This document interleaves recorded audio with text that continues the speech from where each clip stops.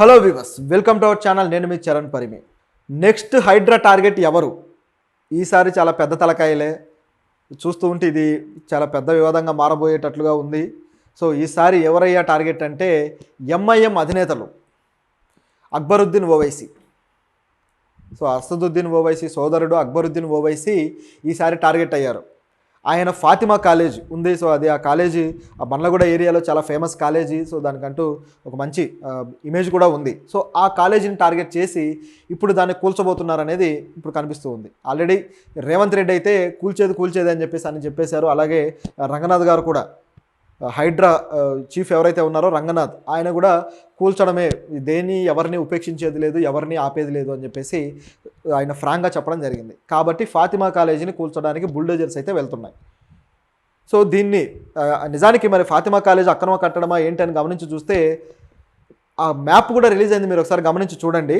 ఆ బండ్లగూడ సలకం చెరువు, ఆ సలకం చెరువు మ్యాప్ చూస్తే అది ఆక్రమించడం కూడా కాదు, అంటే చెరువులో కొంత భాగం ఆక్రమించడం కాదు, డైరెక్ట్గా చెరువులోకి వచ్చేసి కట్టేశారు. అది చెరువు ఇట్లా రౌండ్గా ఉంటే దాని లోపలికి ఈ విధంగా స్క్వేర్లో వచ్చేసి దాదాపు సగం చెరువు ఈ కాలేజ్ ఉంది. షాక్ అయిపోతారనమాట, అంత దారుణమైన ఆక్రమణ. దాన్ని కడితే ఇప్పుడు దాన్ని మీరు కూలుస్తే నేను ఒప్పుకోను, మీరు కావాలంటే నా మీదకి బుల్లెట్లు సంధించండి, కత్తులతోటి రాండి, కానీ కాలేజీని మాత్రం కూల్చొద్దు అని చెప్పేసి అంటున్నాడు. బుల్లెట్లతో ఖర్చులతో ఎందుకు వస్తారు? ఇది ఏమన్నా అరాచకమా లేకపోతే ఉగ్రవాదమా?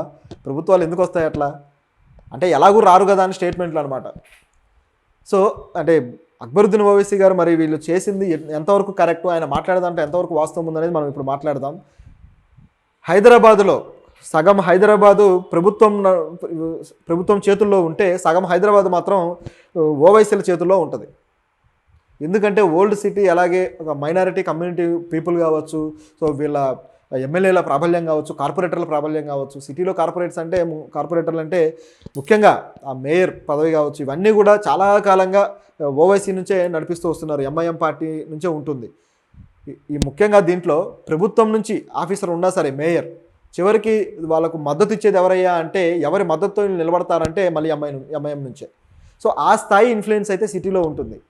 సిటీ మేము నిర్మించామని చెప్పుకోగలిగే స్టామినా వీళ్ళు ఎప్పుడు చూపిస్తూ ఉంటారు. ఓల్డ్ సిటీ అంటే ఇక గుర్తొచ్చేది ఎంఐఎంఏ. అయితే మరి ఓల్డ్ సిటీని అడ్డాగా చేసుకొని వాళ్ళు రాజకీయం చేశారు, కానీ ఓల్డ్ సిటీని ఉపయోగించుకొని చట్టాలకు అతీతంగా వాళ్ళు నడిపించిన మాట కూడా వాస్తవమే. కానీ ఓల్డ్ సిటీ పీపుల్కి వీళ్ళు ఏం చేశారు? మైనారిటీల హక్కులకు వీళ్ళు ఏ విధంగా దన్నుగా నిలబడ్డారు, మైనారిటీల బాగు కోసం వీళ్ళు ఏ విధంగా పనిచేశారని ప్రశ్న వచ్చినప్పుడు మాత్రం చాలా వరకు డొల్లతనమే కనపడుతుంది. ఇప్పటికీ కూడా ఓల్డ్ సిటీలో పెద్ద అభివృద్ధి అయితే కనపడదు. ఎందుకు ఆ విధంగా ఉంటుందయ్యా అంటే, అక్కడ పరిపాలకులను బట్టే ఉంటుంది ఎక్కడైనా అభివృద్ధి. సో అయితే ఇది వీళ్ళ పరిస్థితి. అయితే దీంట్లో వీళ్ళు కొన్ని సొంతంగా ఓవైసీ హాస్పిటల్ కావచ్చు, ఓవైసీ కాలేజ్ కావచ్చు, వీళ్ళు సొంతంగా నిర్మించినవి ఉన్నాయి. అయితే అవన్నీ ఫ్రీగా ప్రజల కోసం ఏమీ దారాదత్తం చేయలేదు. వాటిలో ఫీజులు ఉంటాయి. అన్ని రకాల కార్పొరేట్ కాలేజీల వ్యవస్థలోనే నడుస్తూ ఉన్నాయి, కార్పొరేట్ హాస్పిటల్స్ లాగానే.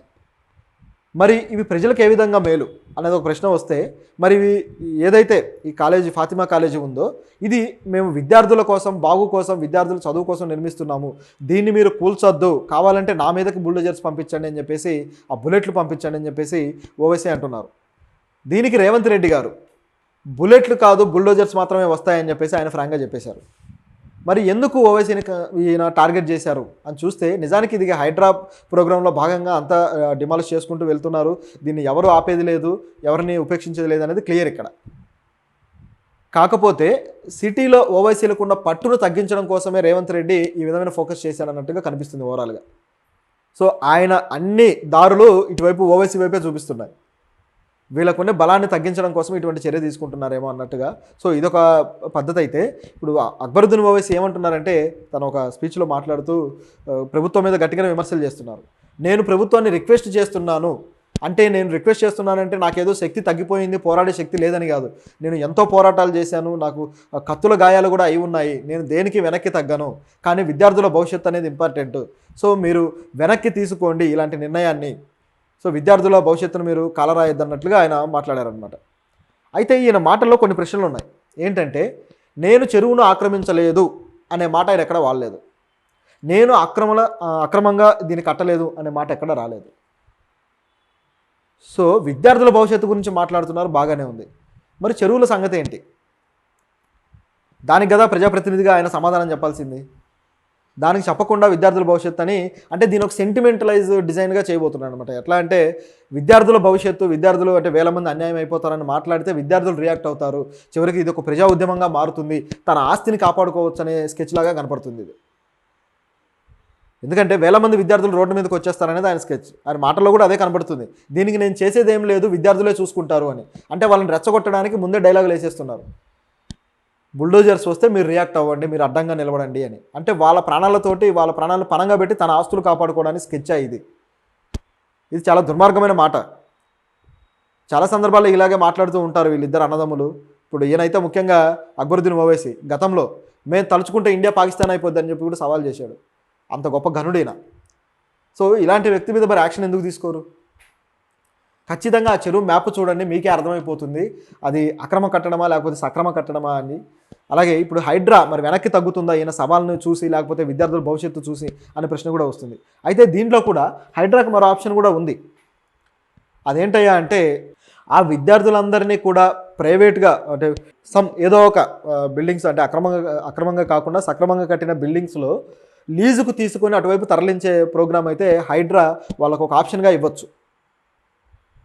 ఎందుకంటే అడ్మినిస్ట్రేషన్ అలాగే క్లాసులు ఇవన్నీ జరగాలి కాబట్టి రెగ్యులర్గా కాలేజ్ అడ్మినిస్ట్రేషన్. సో ఇదంతా కూడా లీజుకు తీసుకొని బయట, నిజానికి చాలా కాలేజీలు లీజుల్లోనే నడిపిస్తారు, లీజ్ బిల్డింగ్స్లో. సిటీలో ఎక్కువగా కాలేజీలు అలాగే ఉంటాయి. మీరు ఇంటర్మీడియట్ కాలేజీలు చూడండి, ఒక పెద్ద అపార్ట్మెంట్ ఉంటుంది, మొత్తం లాక్ చేసి ఉంటుంది అనమాట, కనీసం వాళ్ళకి గాలి కూడా ఆడదు.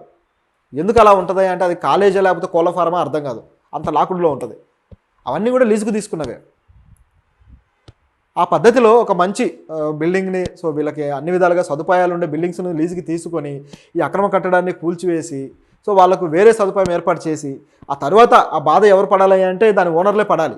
ఎందుకంటే ప్రభుత్వం ఏమి వాళ్ళకి కావాల్సిన సదుపాయాలు ఇస్తుంది, రాయితీలు కూడా ఇస్తుంది. ఇప్పుడు మైనారిటీ విద్యార్థులు చదువుకోవడానికి యూనివర్సిటీలు కూడా నిర్మించింది కదా.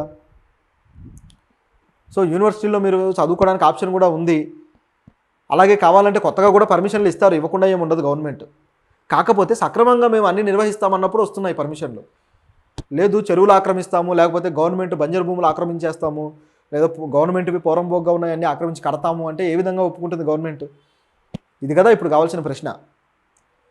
సో దీని మీద అయితే హైడ్రా వెనక్కి తగ్గకుండా ఉండాలి, యాక్షన్ అయితే తీసుకోవాలి.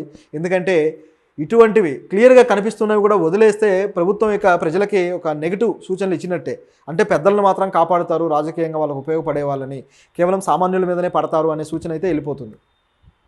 ఆల్రెడీ సినిమా వాళ్ళ మీద ఒక దృష్టి పెట్టారు, సినిమా వాళ్ళ మీద వీళ్ళకి సరైన దృక్పథం లేదు ఈ ప్రభుత్వానికి అనేది, ఆ కంటగింపు అనేది అయితే ఉంది. నాగార్జున గారిది కూల్చేయడానికి 2 రోజుల ముందే సినిమాటోగ్రఫీ శాఖ మంత్రి కోమటిరెడ్డి గారు ఇది అక్రమ కట్టడము, మీరు కూల్చేయండి అని చెప్పి హైడ్రాకి ఆయన ఫిర్యాదు చేసిన తర్వాత కూల్చారు. కాబట్టి సినిమా వాళ్ళ మీద వీళ్ళ నిర్ణయాలు సరిగ్గా లేవనే వాదన వస్తూ ఉంది.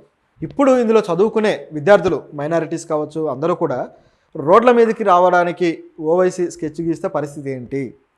ఎందుకంటే లేనిపోని వివాదంలోకి వీళ్ళ చదువుని భంగపరిచి లాగినట్టు అవుతుంది. నిజానికి చూస్తే బఫర్ జోన్లోనే ఉందనేది క్లియర్. దాదాపు 12 భవనాలని దీంట్లో నిర్మించారు ఈ బండ్లగూడ చెరువులో. మరి ఇది చూస్తూ వదిలేయడం న్యాయమా అనే ప్రశ్న వస్తుంది. మరి హైడ్రా అధికారులు అయితే రెడీ అయిపోయారు.